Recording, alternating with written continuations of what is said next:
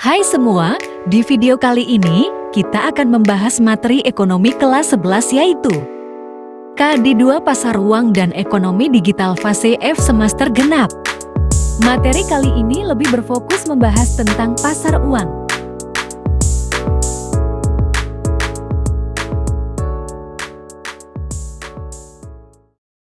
Apakah kalian tahu apa itu pasar uang? Pasar uang atau money market merupakan pasar yang menyediakan sarana pengalokasian dan pinjaman dana jangka pendek. Jangka waktu surat berharga yang diperjualbelikan biasanya kurang dari 1 tahun. Selanjutnya, siapa saja pelaku di dalam pasar uang? Yang pertama, lembaga-lembaga keuangan, misalnya bank, dana pensiun, dan perusahaan asuransi. Yang kedua, perusahaan-perusahaan besar, misalnya perusahaan yang sudah go public menerbitkan commercial paper. Yang ketiga, lembaga-lembaga pemerintah, misalnya Bank Indonesia menerbitkan sertifikat Bank Indonesia (SBY). Dan yang keempat adalah individu-individu, misalnya rumah tangga membeli sertifikat Bank Indonesia. Selanjutnya, apa saja karakteristik dari pasar uang? Yang pertama, menyediakan fasilitas atau jaringan transaksi jual-beli aset finansial. Yang kedua, mempertemukan pihak yang memiliki surplus dana dengan pihak yang mengalami defisit. Yang ketiga, transaksi dalam pasar uang sebagian bersifat jangka pendek. Yang keempat, untuk memenuhi kebutuhan dana jangka pendek perusahaan, lembaga keuangan, dan pemerintah, mulai dari overnight sampai dengan jangka waktu jatuh tempo 1 tahun. Dan yang kelima, pasar uang menyediakan outlet investasi bagi pihak surplus dana jangka pendek yang ingin memperoleh pendapatan atas dana yang belum terpakai. Selanjutnya, mengenai perbedaan debitur dan kreditur. Debitur merupakan pihak yang meminjam uang atau memiliki kewajiban membayar utang. Pihak-pihak debitur meliputi: pertama, perorangan yang mengajukan pinjaman; kedua, pengusaha yang mengambil kredit; ketiga, negara atau pemerintah yang meminjam uang dari institusi keuangan internasional. Sedangkan kreditur merupakan pihak yang memberikan pinjaman atau memiliki klaim terhadap pihak lain. Pihak-pihak yang bersangkutan meliputi: pertama, bank; kedua, lembaga keuangan non-bank; ketiga, investor; keempat, pemberi kartu kredit; kelima, negara atau pemerintah. Selanjutnya, apa saja risiko dalam berinvestasi di pasar uang? Pertama, risiko pasar. Risiko yang berkaitan dengan turunnya harga surat berharga dan tingkat bunga naik mengakibatkan investor mengalami capital loss. Kedua, risiko reinvestment. Risiko yang memaksa investor menempatkan pendapatan yang diperoleh dari bunga kredit atau surat-surat berharga ke investasi yang berpendapatan rendah akibat turunnya tingkat bunga. Ketiga, risiko gagal bayar.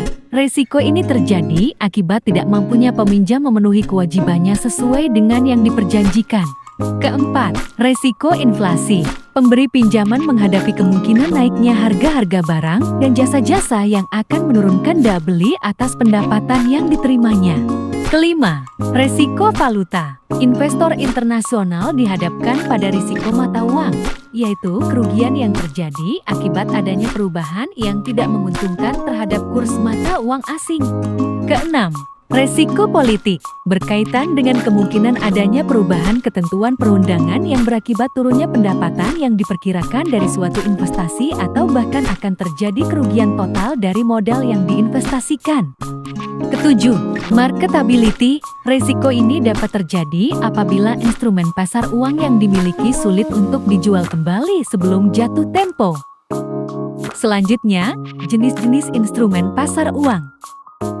Pertama, Treasury Bills merupakan instrumen hutang yang diterbitkan oleh pemerintah atau bank sentral di Amerika Serikat melalui proses pelelangan dengan penjualan atas dasar diskonto, bukan bunga langsung, dan dibayarkan pada tanggal jatuh tempo. Kedua, Commercial Paper atau CP adalah promes tanpa jaminan yang diterbitkan oleh perusahaan atau bank untuk mendapatkan dana jangka pendek. CP dijual kepada investor di pasar uang dengan jangka waktu mulai dari beberapa hari hingga 270 hari. Penjualan CP umumnya menggunakan diskonto, beberapa menggunakan bunga. Ketiga, negotiable certificate deposit merupakan instrumen yang diterbitkan oleh bank atas unjuk dengan jumlah, jangka waktu, dan tingkat bunga tertentu. Diterbitkan oleh bank umum atas dasar diskonto dengan nilai nominal sekurang-kurangnya rupiah 1 juta dan jangka waktu 30 hari sampai 1 tahun.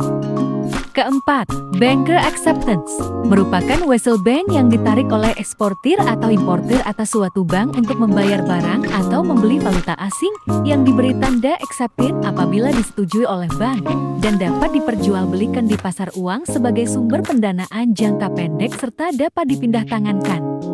Kelima, bill of exchange atau wasel merupakan perintah tertulis untuk membayar sejumlah uang pada saat diperlihatkan atau pada tanggal tertentu kepada penarik, order, atau pembawa.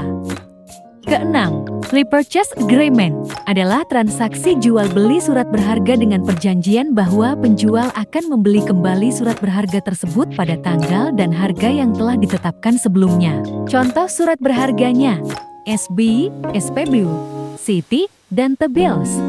Ketujuh, sertifikat Bank Indonesia adalah surat berharga dalam rupiah yang diterbitkan oleh Bank Indonesia dengan sistem diskonto sebagai pengakuan hutang jangka pendek. Digunakan dalam operasi pasar terbuka untuk mengendalikan moneter melalui lelang harian. Kedelapan, surat berharga pasar uang adalah instrumen berjangka pendek yang diperjualbelikan diskonto dengan Bank Indonesia atau lembaga diskonto yang ditunjuk. Dan yang terakhir adalah call money, merupakan kegiatan pinjam-meminjam dana antar bank untuk jangka waktu pendek yang merupakan sarana penting dalam pengembangan pasar uang.